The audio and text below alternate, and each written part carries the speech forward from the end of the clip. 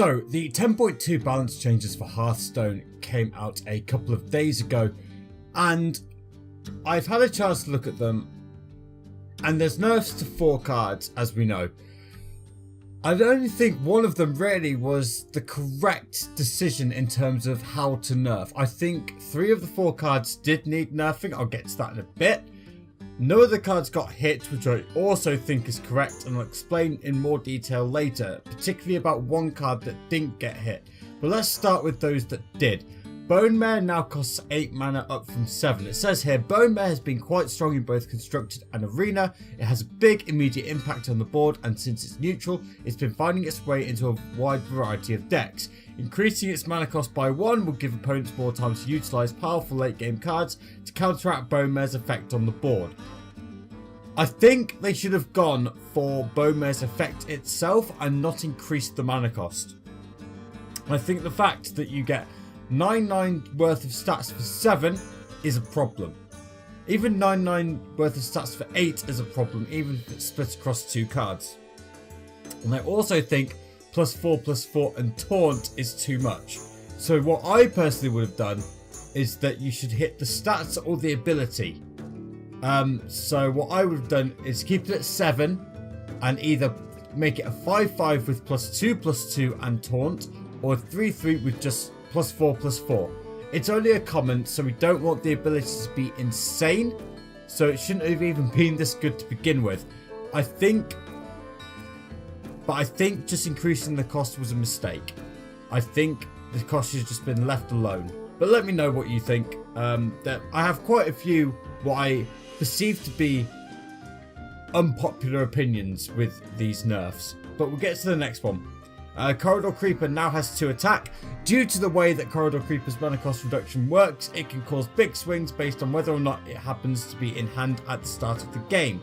Since it's a very strong neutral card, Corridor Creeper has been played on a lot of classes. By lowering its attack, we reduce the overall swing potential and power level of the card, but still allow players who draw early to benefit from having a low cost minion to play when the game state is ideal.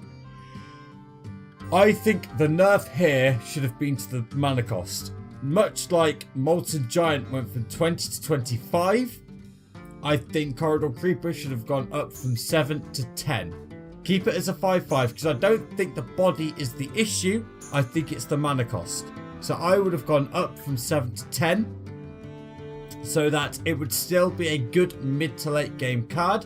I think a 2/5 is a mistake. I think Corridor Creeper had its place, and now that it's just a 2/5, people aren't going to play it. People played it for the 5 attack. They didn't play it for the 5 health. So yeah, I personally can't see this seeing much play. But there we go. Patches is the next one, no longer has charge. As we move closer to the new Hearthstone year, we had some concerns about allowing Patches to remain in his current state after moving out of Standard. Patches' strength has caused almost every class to add some pirates just to benefit from him, and his early game power forces control deck to include a good answer to him. This change should give wild players more flexibility when building their decks. This change came way too late, and in terms of Wild's dominated by Warlock at the highest levels, so he should have just been left alone. He's not having that big an impact in Standard or Wild. He's seeing a lot of play, sure, but I don't think the impact he's having is honestly that big. A lot of decks will still be playing him, I think, but that's more because of South Sea Captain than it is Patches. So Patches, South Sea Captain will still see play. Just summoning a 2/2 out of nowhere is still a big deal. Charge isn't really the issue. So personally, I would have nerfed South Sea Captain. But time will tell if this actually changes anything more than his opening voice line that is apparently seeing a change. So yeah, I'm not sure charge is the issue here. Removing charge will lower his power level, ensuring he shows up in fewer decks and allowing opposing players some additional time to respond to Patches. The first bit is not true. I think he will still show up in any deck that will play South Sea Captain, but additional time to respond to Patches, sure, I understand. But yeah, I think the change has come a bit too late. Raza the Chained now reads, Battlecry, if your deck has no more duplicates, your hero power costs 1 this game instead of 0.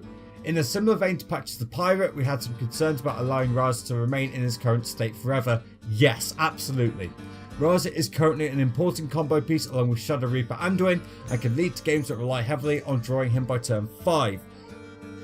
Absolutely. The fact that Raza on turn 5 was often it was basically game over at that point. So making his Battlecry, his hero power just 1 instead of 0 is a great change. Adjusting his Battlecry will lower the overall power level when combined with Shadow Reaper Anduin and his hero power in standard, and keep his power level reasonable in wild as we prepare for the new Hearthstone year. Yes, absolutely agree. This is a good change. Wild has so many ways of abusing Raza the Chains, not just with the hero with Shadow Reaper Anduin. So no, this is a really good change. So in my opinion, that's the only nerf that Blizzard got right. I think that 3 of the 4 cards needs to be changed, correct. I think Patches should have been left alone, and I think South Sea Captain should have been hit by costing 4 instead of 3. Because he only sees play because of Patches. Patches doesn't only see play because of South Sea Captain. So I think South Sea Captain was the problem. Carnivorous Cube has not been hit by these changes, and I just want to talk about that quickly. I think Blizzard are keeping a very close eye on Carnivorous Cube. They just want to see how the meta reacts to the Raza nerf first. I know a few people are worried that now that Priest is out the way, Warlock will dominate, but I think there are more answers to Cube-Lock and Warlock in general, so I think it will be okay. I think this will be one of those things like when Magic had Fairies as the dominant deck in around Lorwyn time. Fairies had a few weaknesses and they were exploitable. It was still the deck to beat, but it wasn't unbeatable, if that makes sense.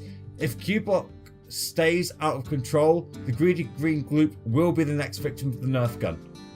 What exactly that change looks like, I'm not entirely sure, but I can guarantee that if the numbers swing wildly towards Warlock and just Carnivorous Cube in general, Carnivorous Cube will be nerfed.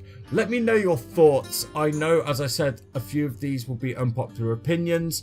Were the nerfs too much? Were they not enough? Or did they get them just right? Or do you agree what I think, where they should have been? They were just right.